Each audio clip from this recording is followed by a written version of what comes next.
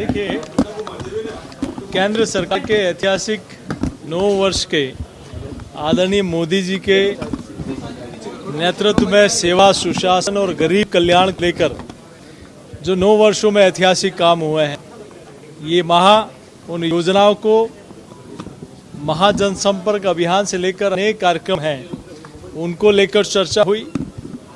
और इस माह में माननीय रक्षा मंत्री जी, माननीय गृह मंत्री जी और माननीय राष्ट्रीय अध्यक्ष जी का प्रवास है।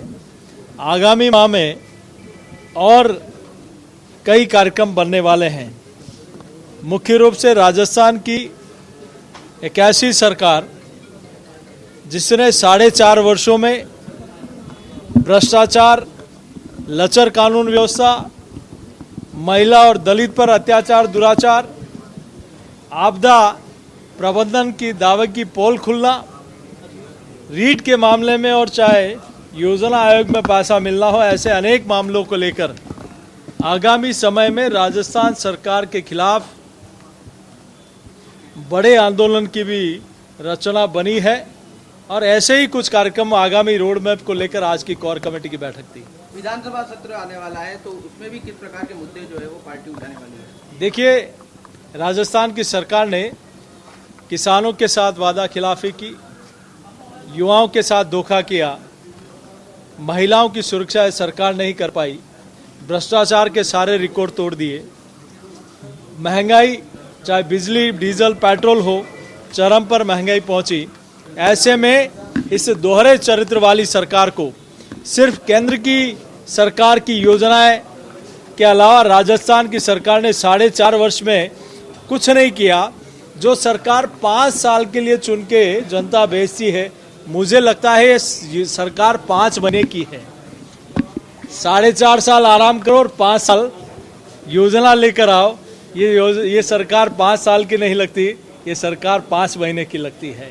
जोशी जी, एक बड़ा मुद्दा जो है वो भी आज यहाँ चर्चा हुआ क्या चुनाव में आगामी दिनों में जो कई तरीके के दंगे हुए, सांप्रदायिक मामलों को लेकर आप लगातार सरकार को घेरते हुए, आगामी दिनों में चुनाव में क्या इस तरीके के जो मुद्दे हैं, कई दंगे हुए, कई लोग अपराधी खुलेआम हुए, आप आरोप लगाते हैं, इस तरीके की बात भी आगामी दिनों में पार्टी? देखिए, राजस्थान की जनता उस बात को नहीं भूल सकती जहां भगवा पताका पर प्रतिबंध लगाने का पाप इस सरकार ने किया।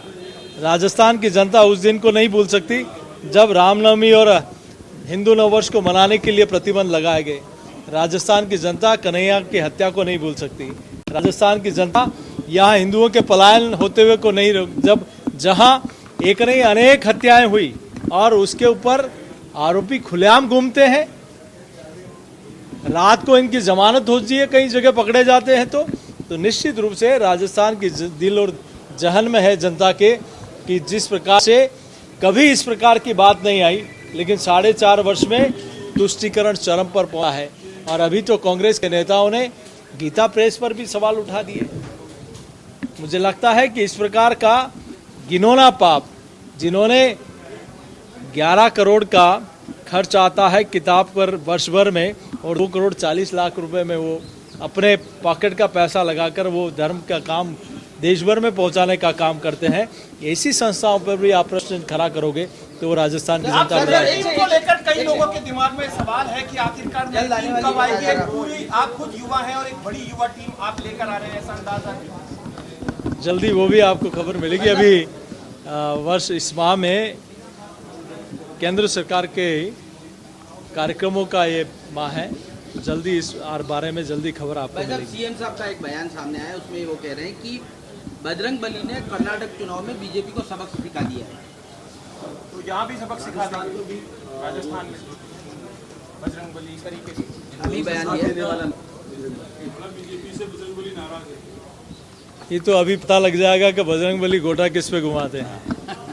इस चुनाव में ध्यान पड़ जाएगा और ऐसा गोटा घूमेगा कि जीवन भर आप हिंदू धर्म को चोट पहुंचाने का, हिंदू त्योहारों पर प्रतिबंध लगाने का, भगवा पताका पर प्रतिबंध लगाने का और मुगलिया पाठ को हटाकर आप गौरवशाली हमारे योद्धाओं का पाठ लगा, उन किताबों को 1.5 करोड़ किताबों का आप बंद कमरे में बैठे हो।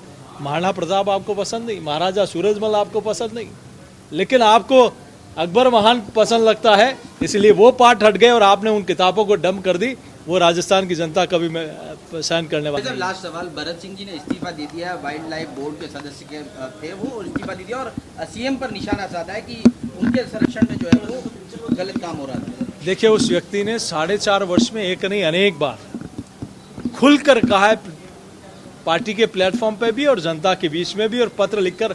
अब तो इतना उनके ऊपर हो गया कि उल्टा पत्र लिखना पड़ रहा है उनको, और खुलेआम तथ्यों के आधार पर कहा है कि यहाँ भ्रष्टाचार हो रहा है।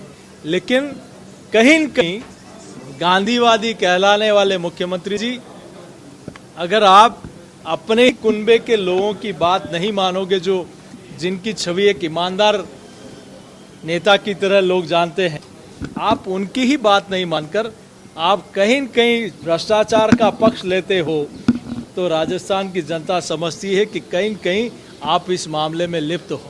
भरत सिंह जैसे लोग यदि आपकी पार्टी में भी आना चाहें तो पार्टी में अगर आना चाहें, पार्टी कहे कि हाँ हम पार्टी में आना चाहते हैं, कांग्रेस में ऐसे कई लोग हैं। देखिए, पार्टी में आना नहीं आना वो अलग विषय है, लेकिन जहां भारतीय जनता पार्टी एक मजबूत विपक्ष के नाते मजबूती के साथ राजस्थान की बात को मजबूती के साथ रखते हैं, तो कांग्रेस पार्टी के परिवार में भी उनकी पार्टी के विधायक मंत्री खुलकर कहने लगे हैं कि ये भ्रष्टाचार कब तक चलेगा, हम किस मुंह से जनता के बीच में जाएंगे।